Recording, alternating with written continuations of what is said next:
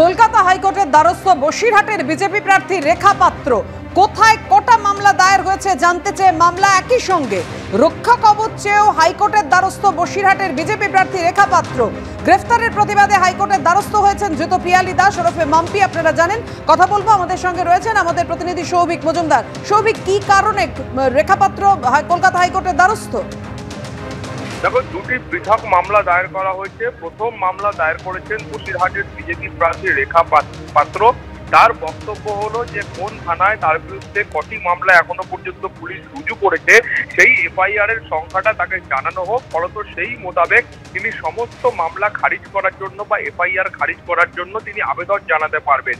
এবং তার পাশাপাশি তিনি বলেছেন যে এই মামলার নিষ্পত্তি না হওয়া পর্যন্ত বা কলকাতা হাইকোর্টে এই মামলার বিচার পর্ব শুরু না হওয়া পর্যন্ত তাকে যেন অন্তর্বর্তীকালীন রক্ষা কবচ দেওয়া হয় এবং তার বিরুদ্ধে পুলিশ যেন কোনো কড়া পদক্ষেপ না নেন সেই বিষয়ে কলকাতা হাইকোর্ট যেন হস্তক্ষেপ করে, সেই মর্মে তিনি এই আবেদন করেছেন।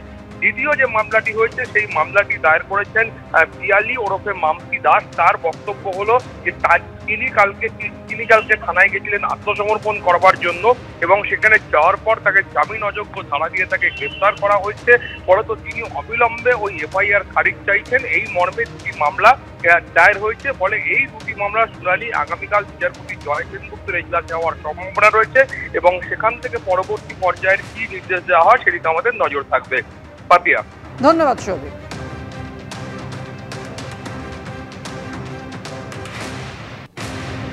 কি বলেছেন রেখা পাত্র দেখুন। সন্দেশখালীতে তৃণমূল নেতাকে হেনস্থা এবং তৃণমূল কর্মীকে মারধরের ঘটনা, আরও এক বিজেপি কর্মীকে গ্রেফতার করল পুলিশ এবং এই নিয়ে সব মিলিয়ে গত রবিবারের যে ঘটনা সেই ঘটনায় ধৃতের সংখ্যা বেড়ে হলো 5 জন। বিজেপি কর্মী গীতা বর সহ ধৃতদের বিরুদ্ধে সন্দেশখালী তৃণমূল বিধায়ক সুকুমার মাহাতো এবং তৃণমূলের সন্দেশখালী নির্বাচন কমিটির আহ্বায়ক এবং স্থানীয় নেতা দিলীপ মল্লিককে হেনস্থা এবং তৃণমূল কর্মী তাতান গায়েনকে মারধরের অভিযোগ রয়েছে এবং সেই ঘটনায় আরও একজন বিজেপি কর্মীকে গ্রেফতার করা হয়েছে।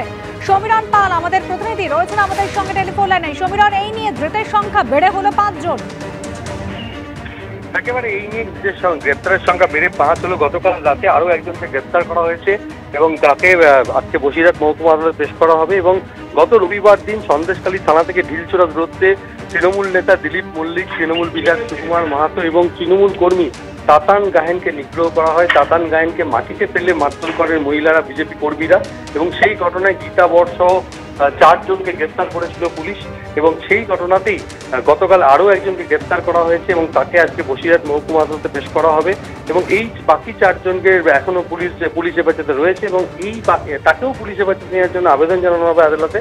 কেননা গত রবিবার দিন সন্দেশখালী থানা থেকে ঢিলছোড়া দূরত্বে মহিলা বিজেপি কর্মীরা চড়াও হয় একটি বাড়িতে। সেখানে তৃণমূল নেতা তথা সন্দেশখালী বিধানসভার নির্বাচন কমিটির আহ্বায়ক এবং সন্দেশখালীর তৃণমূল বিধায়ক সুকুমার মাহাতো সেখানে উপস্থিত ছিলেন, তারা বৈঠক করছিলেন এবং তার পাশাপাশি তৃণমূল কর্মী তাতান গায়েনকে টেনে হিঁচড়ে মাটিতে ফেলে বেধড়ক মারধর করা হয় এবং গুরুতর জখম হয় তাতান গায়েন। এবং পরবর্তীকালে রাতে সন্দেশখালী থানায় তৃণমূল নেতা দিলীপ মল্লিক অভিযোগ দায়ের করা হয়েছিল এবং সেই প্রেক্ষিতে আরও এক বিজেপি কর্মীকে গ্রেফতার করা হলো। ধন্যবাদ সমীরণ।